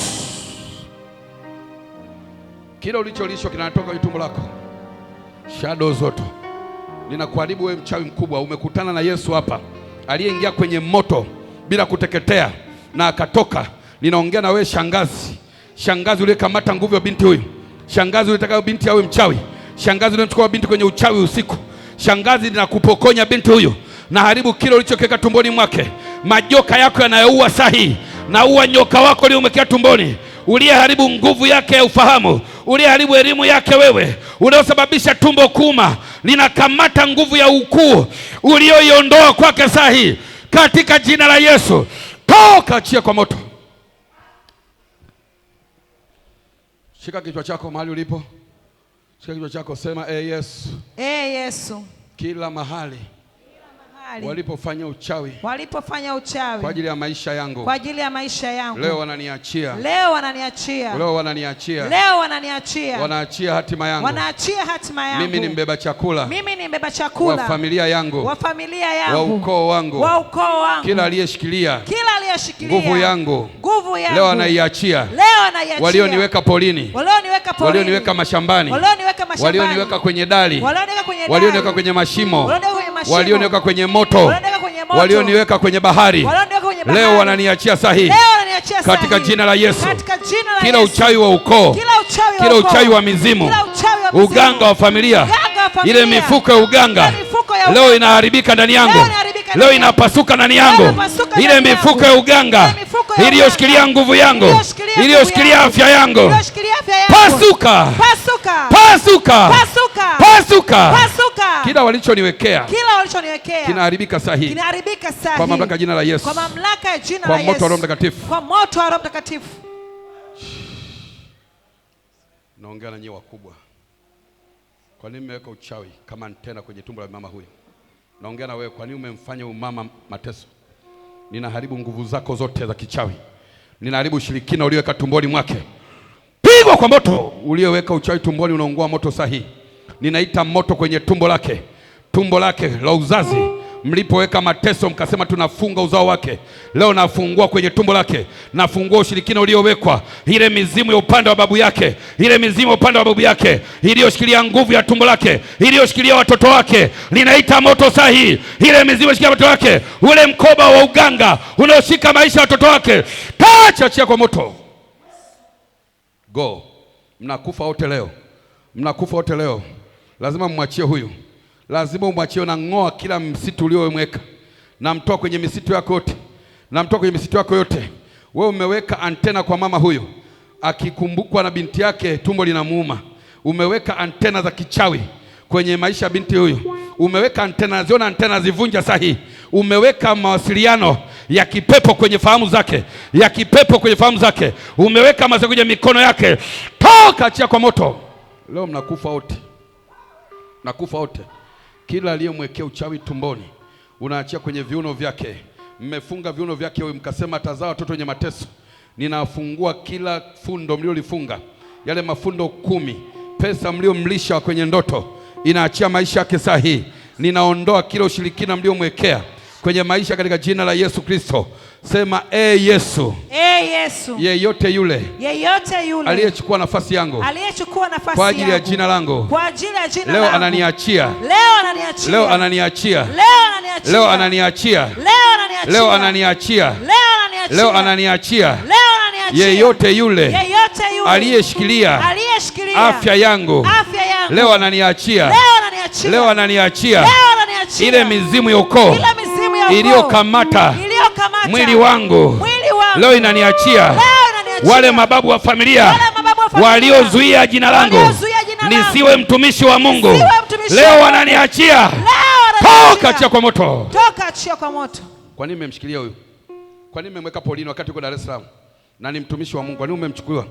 Kwa nini umemshikilia huyu? Wewe ninakuua leo. Nakuua wewe babu. Nakuua wewe babu uliyekula nguvu ya mikono yake isishike vitu. Nakuua wewe babu uliyemwekea kitu kwenye kifua chake. Ninapasua kifua chake sahihi. Ninaita moto, narusha moto kwenye kifua chake sahihi. Narusha moto kwenye kifua chake. Toka, achia kufa kwa jina la Yesu. Mizimu inakufa. Huyu ni mtumishi mkubwa wa Mungu, apostle, mtume huyu. Kwa nini umemfunga nguvu ya utume? Kwa nini umefunga nguvu ya utume? Ukamwekea kitu kikubwa kwenye kifua chake. Ukasema hiki akitokea mahali watu hawamtaki watamkataa. Ninakipasua sahihi. Nakipasua sahihi. Napasua sahihi katikati ya kifua, napasua uchawi. Uchawi uliozuia huduma, uchawi uliozuia utumishi, na upasua ule uchawi uliomshikilia kwenye kifua chake, na upasua. Naita moto, moto ulao. Yesu ni moto ulao kwenye kifua chake. Kila uchawi ulioharibu nguvu ya utumishi, ninaharibu moto, naita moto. Yes, mnakufa. Mnakufa. Shika vizuri. Mnakufa. Mnakufa leo. Naondoa hii alama. Naondoa alama. Mmeweka kichwa cha nyoka mkubwa kwenye, katika jina la Yesu. Leo anaachiliwa ubinti. Wewe nani nitakupiga? Jina la Yesu. Kila kilichoshikiliwa hapa kinamwachia sahihi. Kinaachia utumishi. Apostle aliyefungwa na nyororo 7. Aliyefungwa na nyororo 7. Ninaita moto kwenye kifua. Napasua ule uchawi. Napasua alicholishwa. Alichochwa pasua. Nakipasua sahihi. Nakipasua sahihi. Nakipasua sahihi. Nakipasua sahihi. Nakipasua sahihi. Nakipasua sahihi. Nakipasua, nakitapika. Kinatapikwa sahihi. Nakipasua. Pass. Umeweka nini hapa? Umemwekea nini huyu mtumishi wa Mungu? Umeweka nini hapa kwenye kifua cha katikati ya kifua? Huyu ni nyoka gani? Nyoka gani huyu? Leo anaungua moto. Anaungua moto nyoka, anaungua moto wa nyoka. Nyoka anayepewa nguvu na Freemason. Nyoka anayepewa nguvu na Illuminati. Aliyezuia, aliyeharibu makanisa matatu. Nyoka, ninaona nyoka mkubwa kwenye kifua. Ameharibu makanisa matatu. Huyu mama angekuwa mtumishi mkubwa. Mungu amemwekea watu wengi sana wamsaidie ili waweze kufanya naye utumishi. Ninaita moto kwenye kifua chake. Ninakamata hilo jini linalokaa kifuani pake. Yule nyoka anayetembea, anapokutana mume wake, anayefanya vita, yule nyoka kwenye kifua chake anaungua moto sahihi. Ninaita moto wa Roho Mtakatifu kwenye kifua chake. Anaungua yule nyoka wa familia. Ule mzimu wa joka unaungua moto sahihi. Test! Kwa nini mmemzuia huyu asiwe mtumishi? Kwa nini umezuia asiwe mtumishi huyu? Na Mungu amemwekea mihuri ya kitumishi. Kwa nini umemzuia asiwe mtumishi? Alama hizi za kuzimu, kwa nini umemwekea alama za kuzimu kifuani mwake? Ninaongea na wewe. Uko chini ya ulinzi sahihi. Uko chini ya ulinzi, tamka. Uko chini ya ulinzi. Ninamfungua huyu mtu aliyebeba utume. Aliyebeba utume na mume wake. Ni watu ambao walitakiwa wawe na makanisa makubwa. Wewe umemlisha kitu usiku kwenye ndoto tangu mwaka 2013 ili kizuie nguvu yake utumishi. Sasa hili nakiapisha kile kitu kichomoke. Nakiapisha kwa mamlaka jina la Yesu. Nakiapisha kwa mamlaka jina la Yesu. Nakiapisha ndani ya kifua chake. Nakiapisha sikitoke. Nakiapisha kitoke sasa. Nakiapisha, nakiapisha, nakiapisha kichomoke kwenye kifua chake. Pass! Unatoka, lazima utoke. Huyu anaenda kuhubiri. Anaenda kuhubiri. Wakati ulikatazwa. Na nani? Ulikatazwa na nani wewe? Nikatazwa. Na nani? Ulikatazwa na nani? Ulikatazwa na nani? Nani alikukataza wewe? Babu zako walikataa usiwe mtumishi. Walikutokea kwenye ndoto. Wamekuwekea nini kifuani hapa? Wamenipa hasira kali. Wamekupa hasira kali sana. Ndio. Ukiwa na washirika unaweza kawapiga. Wamekuwekea hasira kali sana. Unamchukia mumeo. Unatamani hata upigane naye. Wameweka hasira nyingi mno. Biblia inasema kitabu cha Mhubiri 9:6 anasema hasira ukaa kifuani mwa mpumbavu. Na mimi nawaambia wapumbavu wote mlioweka hasira kwenye kifua cha mama huyu, saa hiyo hasira naipasua kwa moto, narusha moto. Pepo aliyewekwa hasira kwenye kifua chake atoke. Mama akafanya huduma, akatumike na mume wake, wakae watumishi wakubwa. Narusha moto. 1 2 pass. Moto. Mnaungua wote. Mnaungua wote mababu. Mnaungua wote. Kwa nini mmemshika huyu? Kwa nini mmemshika huyu mtu aliyechaguliwa na mbingu? Huyu ni mbeba chakula wa familia. Kwa nini umemshika mbeba chakula wa familia? Leo ninakuunguza we babu. Ninakuunguza babu. Unayefanya vita na mume wake. Ninakuunguza we babu. Leo unaungua kwa moto. Nakamata kile ulichomwekea kwenye utosi, kwenye fahamu zake. Ninakamata ile hasira inayowaka kichwani pake na iwasha moto sahi. Inateketea, inateketea. Anaachiliwa, anatoka kwenye miba. Kila miba iliyomshikilia huyu inamwachia. Sema kwa nguvu, Yesu. Saa hii kila aina mateso, kila aina mateso yaliyoshika maisha yangu, yanaachia maisha yangu, Kila aina ugonjwa, ulioshika maisha yangu, unaachia maisha yangu, katika jina la Yesu. Uchawi wowote uliofanyika kwenye mwili wangu, unaharibika. Uchawi wowote ulioharibu zile figo, ule moyo, yale maini, unaharibika sahihi kwa jina la Yesu. Yesu. Kila mchawi walioungana kama watoto wa Yakobo wakamweka Yusufu kwenye lile shimo, leo wanamwachia, leo anatoka. Kila aina ya teso kwenye mwili huu linaachia sahihi kwa jina la Yesu. Shani kuombee. Baba, ninaita moto kwenye tumbo la baba huyu. Yes, namfungua kwenye vifungo vya kuzimu. Mauti iliyoandaliwa kwenye mji anaokaa, mauti iliyoandaliwa kwa ndugu zake. Nasema kifo kilichoandikwa kwenye ulimwengu wa giza, ninakifuta sahi kwa mamlaka jina la Yesu. Ninaharibu kila alichorishwa kwenye ndoto, kwenye usingizi, ninakiharibu katika jina la Yesu. Naamuru vyakula vyote tumboni vichomoke sahi. Maji yaliyojitenga tumboni yachomoke sahi. Yaliyojitenga, yanayotoka kwenye moyo, yanayotoka kwenye figo, yanayaamuru sahi na kuamuru kwa mamlaka jina la Yesu.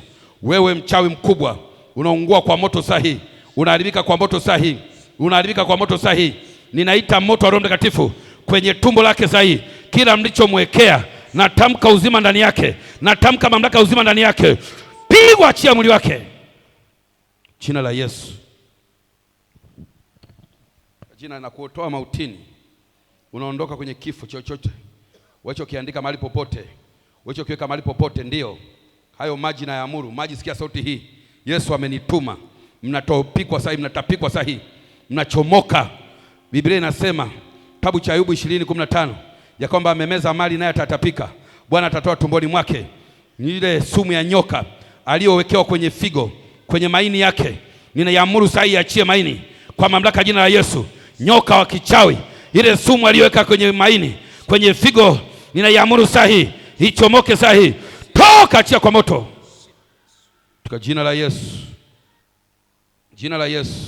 Tangaza uzima wako sahi. Natangaza uzima wako. Mungu anakufungua sahi. Yes Lord. Naachilia uponyaji ndani yako. Kila kilichoshikilia maisha yako kinaachilia sahi. Kuanzia sahi na kutangazia uzima. Wewe ni mzima katika jina la Yesu. Sema amen. Amen. Sema tena amen. Amen. Sema tena amen. Amen. Sema tena amen. Amen. Sema tena amina. Amen. Nikitembea kwa kila mmoja nitapoteza muda sana. Niwaite mbele niwaombee mmoja mmoja. Bwana ni mtoa uzima, Bwana anaokoa. Siku nyingine ukija kanisani ukilala sikuombei. Kuanzia Jumapili ujao ukija kanisani ukiwa umelala sikuombei. Tuko shida na hiyo hali. Anaokoa. Njoo binti wewe. Na mama yako pia, ukae kwenye foleni. Bwana ni mtoa uzima, Bwana anaokoa.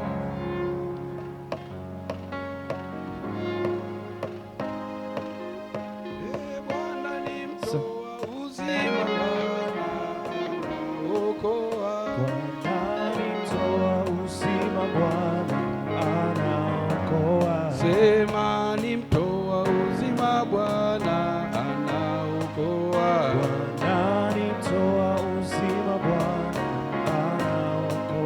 Mwokozi wangu Yesu anabariki. Bwana ni mtoa uzima, Bwana anaokoa. Sema ni mtoa uzima, Bwana anaokoa.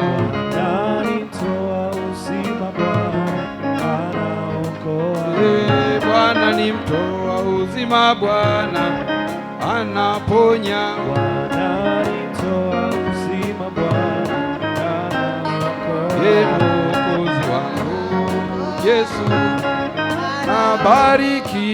Bwana ni mtoa uzima, Bwana anaokoa. Sema ni mtoa uzima, Bwana anaokoa. Bwana ni mtoa uzima, Bwana anaokoa. Mwokozi wangu Yesu anaokoa. Bwana ni mtoa uzima, Bwana anaokoa. Nataka niombe. Mungu amekupa package kubwa sana. Mungu amekuchagua kuwa mtumishi wake,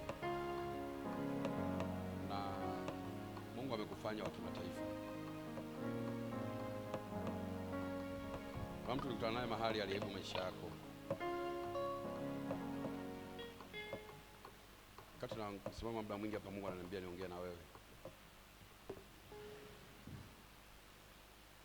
Watakushangaa watu, mwakani utakuwa sio wewe tena, utakuwa mtu mkubwa ambaye Mungu anajivunia wewe. Mungu anaenda kuinua jina lako kubwa. Yule aliyechukua nyota yako akasema hutafanikiwa, anaenda kuirudisha sahihi. Namwona mwanaume mchawi ameenda kurudishia mema yako kwenye maisha yako, yanarudi tena. Utapigwa na mauti itamkuta kwa ghafla. Mungu atajitukuza kwa ajili yako. Kuna namna Mungu ameweka ndani yako. Tukio litambue hili na utembee na Mungu ukijua wewe ni mtumishi wa Mungu. Hata kama kuna mawimbi yanakupiga vipi ya maji ya bahari, tembea kama mtumishi wa Mungu. Mungu anaenda kuinua jina lako kwenye utumishi. Lakini pia utakuwa na hela tu. Hautachekwa tena. Hautaonewa tena. Roho Mtakatifu anataka kuoperate na wewe, kufanya kazi na wewe. Jesus. Kila mwanaume anayenisikia kwenye ulimwengu wa roho sahi, namsemesha kwa jina la Bwana wa majeshi, arudishe nguvu ya nyota dada huyu. Rudisha haraka. Ulimfuata ili ukachukua vitu vyake, ukuu wake na nyota yake. Nimesimama mimi kama kuhani na kuapisha mahali ulipo wewe mwanaume. Sikia sauti hii. Sikia sauti hii. Na kukamata kwa malaika wa vita mahali ulipo. Wewe uliyeshikilia nyota yake, ukaharibu biashara, ukaharibu muonekano, ukaharibu kibali, ukaharibu utumishi uliko ndani mwake. Leo ninaita moto sahihi kwenye mikono yake. Kila ulichowahi kumvarisha kwenye mikono, ninaiona saa ambayo iliwekwa kwenye mikono yake. Hiyo saa inaungua moto sahihi kwa mamlaka jina la Yesu. Saa iliyokaa naye miaka 4 iliyo kabla ya leo, ile saa inaungua moto, inalipuka. Yesu ni moto ulao kila ina chetezo cha chuma walichomlisha kikabeba nyota yake. Yes, kuzimu achia. Kuzimu achia. Kuzimu achia. Naongea na nyinyi Freemason. Naongea na nyinyi devil worshiper. Naongea na nyinyi Illuminati. Kwa nini umechukua nyota yake ya utumishi? Kwa nini umechukua nyota yake ya kinabii? Wewe uliondoa nyota yake ya kinabii kwenye maisha yake, leo unaungua moto. Unaungua moto, unamwachia. unamwachia. Ndio, achia nafsi yake, achia nafsi yake ulioinamisha kuzimu, achia nafsi yake, achia saa hii kwa mamlaka jina la Yesu. Toka adui, achia. Yesu. Yes. Ile bakuli ya dhahabu aliyowekewa Yusufu ije juu yake saa hii. Ile bakuli ya dhahabu, ninaona moto. Wewe uliyefunga karama ya kinabii kwake, ninaifungua saa hii. Amekuwa akijishtukia akisema, lakini mimi ni msichana, lakini mimi nitaelewekanaje na watu? Lakini kumbe Roho Mtakatifu anaongea naye, unamwambia wewe ni nabii, vitu unavyoongea vinatokea. Leo ninaachilia upako maradufu kwake. Touch. Yes. Mnamwachia huyo aende akatumike kwenye madhabahu za Mungu. Mnamwachia huyo. Yes. Haya, toa vitu vyako kwenye mikono yake. Toa haraka vitu vyako kwenye mikono yake. Mmekuwa mkimtia wasiwasi, ni kama akiombea mtu aweze kupona. Yes, vitu vinaondoka sahihi. Touch. Achia haraka. Achia vitu vyake vyote mweka kwenye mikono. Toeni vitu vyote, vimeka kwenye mikono. Ondoa vitu vyote vinavyoua pesa, vinavyosababisha kupoteza pesa, vinavyoleta hasara kwenye mikono yake. Toa kwa jina la Yesu. Toa, achia mikono yake. Kwa jina la Yesu. Inaifungua hii mikono kuanzia saa hii. Utaombea watu watapona. Utashika pesa zitapotea. Utafanya biashara zitakaa. Hazina yako itajazwa. Mungu atakufanya mkubwa saa hii. Ninaona mbingu ikikupokea kama mtu aliyeinuliwa. Yes. Naongea na hao mashangazi waliomka mabaya kwenye maisha yake. Ninafungua miguu yake aende nje ya nchi. Nafungua miguu kwa ajili ya kwenda nje ya nchi. Ninafungua kile kibali. Naiona China ikimpokea. Naiona Thailand ikimpokea. Naiona Uturuki ikimpokea. Naachilia nguvu kwenye miguu yake sahihi. Akavuke mipaka iliyozuiliwa kwenye ulimwengu wa giza. Miguu yake naachilia moto, akavuke sahihi. Aliyechukua nyayo zake, aliyempa viatu, aliyemkopesha viatu vya kuvaa, vinaungua moto kwenye nyayo zake. Kila ushirikina unamwachia, pigwa kwa moto. Miguu inaachiwa. Yes. Anapita huyo. Ndio. Anapita huyo. Yes. Anapita huyo. Ndio. Yes. Anapita, miguu yake inaondoka huyo. Yes, anavuka kila mpaka aliyowekewa, anavuka. Ninaona mipaka kama mipaka 6 kwenye ulimwengu wa roho, amewekewa mipaka asivuke. Ninaona mipaka. Mmoja alimuona mahali ni kama anachola usiku. Akasema, hii mama nani, kwa nini amefanya vile? Alikuwa anamcholea huyu mipaka, akamuona kupitia kwenye nyumba yake. Ninaona nguvu ya miguu yako ikinyanyuka sahihi. Biblia inasema utakuwa na miguu yenye nguvu kama miguu miepesi ya kurungu. Na achilia upako kwenye miguu yako. Hautazuiwa mahali, hautashikiliwa mahali, hautakaa mahali, hautawekwa mahali. Touch! Jina la Yesu. Pokea baraka za neema. Jina la Yesu Kristo. Kila aliyebadilisha mwili wako na kuachia, Mungu anaenda kuachia neema juu yako. Bwana anakufungua sahihi. Mema yanarudi kwenye maisha yako. Nasema wewe ni mbeba chakula wa familia, mbeba chakula wa ukoo, uliyepitia mateso. Kila vita iliyofanyika ukiwa binti, naiondoa hiyo vita sahihi. Naivunja hiyo vita, naiondoa vita.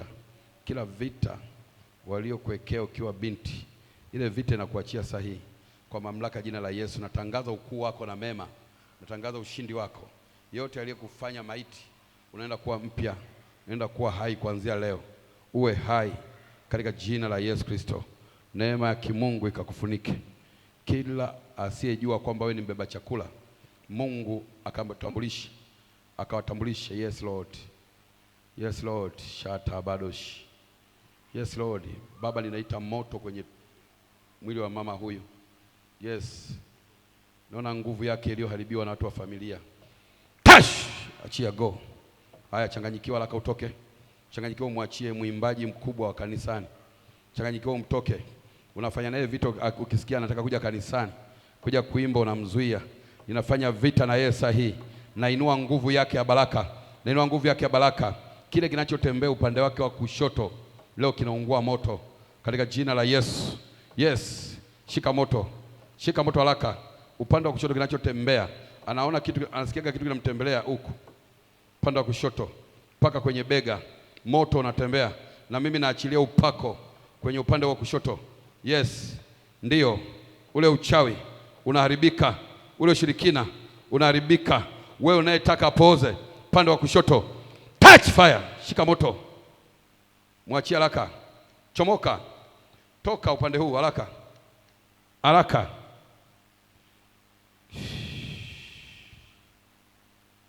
Una nguvu tena. Kuanzia leo Mungu anakusimamisha panapo nafasi.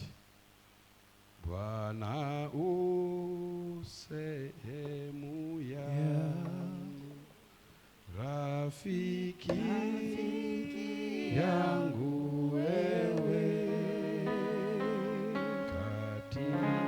katika safari yangu natembea na wewe, pamoja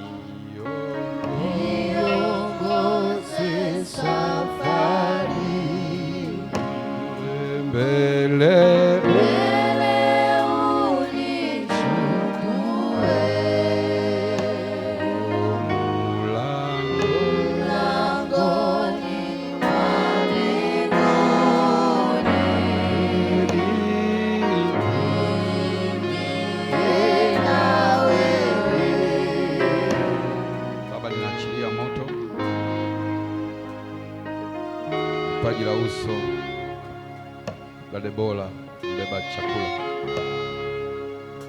mbeba chakula, na mfungua mbeba chakula. Kila aliyezuia paji lake la uso lisionekane kama mbeba chakula, ninamwaga ile mafuta aliyomwagiwa Daudi na nabii Samueli ni paji lake la uso. Chochote kinachoziba uso wa Debora asionekane katika ukuu kwa yeye ni mbeba chakula wa familia, na mapepo yaliyokuwa yanaandama mbavu zake anataka apate vichomi afe kwa pressure, ninaita moto sahi kwenye mbavu zake. Kila aina uchawi unaotembea kwenye mbavu zake, unaofanya vita na Debora aliyembeba chakula, wanataka kuzuia mikono isibebe chakula kwa ajili ya familia, kwa ajili ya ndugu. Sahi namtambulisha kwa ndugu zake kwamba Debora ndiye mbeba chakula wao, kwamba huyo ndio Yusufu wao. Na achilia moto kwenye paji lake la uso. Chochote kilichowekwa kwenye uso wake ili asisaminike, atamkiwe mabaya kwenye uso wake, ninaita moto sahi.